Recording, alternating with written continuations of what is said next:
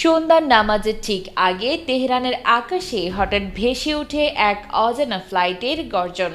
শহরটা থমকে যায়। কৌতূহলী চোখ মেলে তাকায় মানুষ। কেউ ফিসফিস করে বলছে, এটা বুঝি চীন থেকে এসেছে।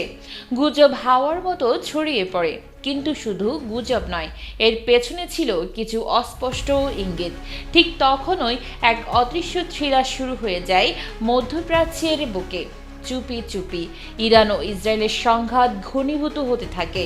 বিশ্ব যেন হাঁপ ধরে অপেক্ষা করে, যে কোনো মুহূর্তে আগুন ছড়াতে পারে।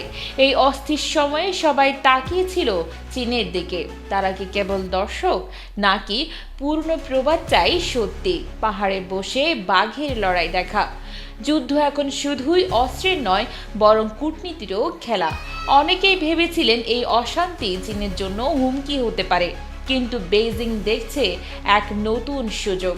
সাংহাইয়ের এক চীনা কৌশলবিদ বহু আগে বলেছিলেন, যদি যুক্তরাষ্ট্র আবার মধ্যপ্রাচ্যে জড়িয়ে পড়ে, তবে সেটাই হতে পারে তাদের আধিপত্যের সূর্যাস্ত। চীনের চোখে মধ্যপ্রাচ্য এক অভিশপ্ত মঞ্চ, যেখানে বহু পরাশক্তির পতনের কাহিনী লেখা হয়েছে। তারা এখনো কোনো যুদ্ধজোটে নামেনি, ইরানকে বড় কোনো অস্ত্রও দেয়নি, তবে থেমে নেই চীনের সেনারা মিশরের সঙ্গে মহড়া চালাচ্ছে। রাশিয়া ও ইরানের সঙ্গে নৌবাহিনীর যৌথ মহড়াও হয়েছে। এইসব পদক্ষেপ যেন একটা সতর্ক বার্তা, চীনের চোখ খোলা। তারা দেখছে, পরিকল্পনা করছে, আর বেছে নিচ্ছে কূটনীতিকে অস্ত্র হিসেবে। 2023 সালে সেই ইরান সৌদি শান্তি চুক্তি, এটা ছিল চীনের মাস্টার স্ট্রোক। শুধু বড় দেশ নয়, শান্তিপূর্ণ রাষ্ট্রগুলোতেও তাদের বিনিয়োগ চোখে পড়ার মতো। তবে গুঞ্জন থেমে নেই। অনেকেই বলছেন, ইরানের ক্ষেপণাস্ত্র প্রযুক্তিতে চীন নাকি গোপনে সহযোগিতা করেছে। প্রমাণ নেই, কিন্তু প্রশ্ন রয়ে গেছে।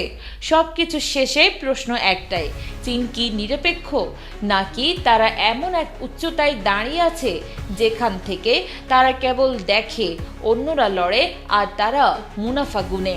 হয়তো এটাই তাদের পুরনো কৌশল, প্রথমে কূটনীতি, পরে পরিস্থিতি বুঝে সেনা।